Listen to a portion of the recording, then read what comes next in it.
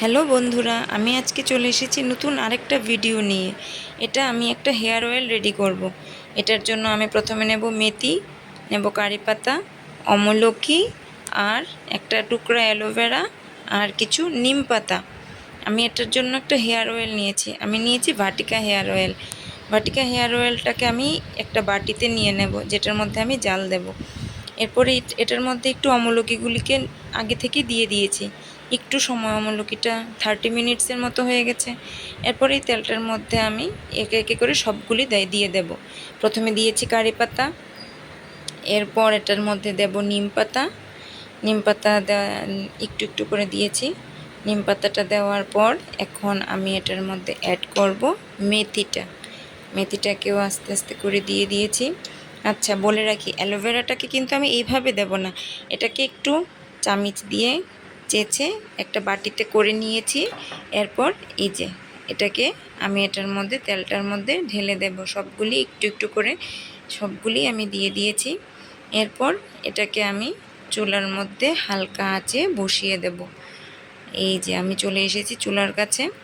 আমার চুলাতে আরেকটা জিনিস রেডি হচ্ছে, সেটা হলো লিকার। আমি এটা চুল ধোয়ার পর সবসময় দেই, এতে আমার চুল পড়া অনেকটাই কমেছে। সেজন্য এটাকে একটু পাশে রেখে দেই। এখন আমি এই তেলটাকে চুলার উপর রেখে দিলাম, আঁচটা একটু কমিয়ে দিয়েছি।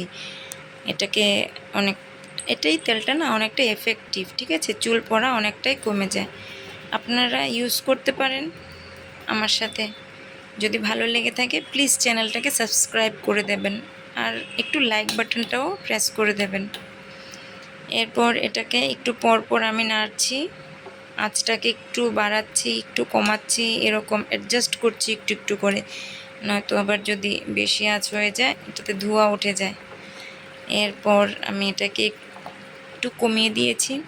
এই যে আমার হেয়ার অয়েল অনেকটাই রেডি হয়ে গেছে। সবগুলি ইনগ্রিডিয়েন্টস একটু ভাজা ভাজা মতো হয়ে গেছে। মেথিটা যখন এরকম একটু ব্রাউন ব্রাউন টাইপ হয়ে যাবে, এরকম হলেই এটা মনে করবেন যে এটা রেডি হয়ে গেছে।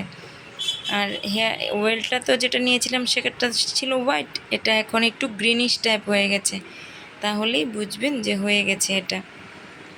তেলটা খুব ভালো, এটা ইউজ করতে পারেন আপনারা। আর যদি ভালো লেগে থাকে প্লিজ সাবস্ক্রাইব করে দেবেন। Thank you.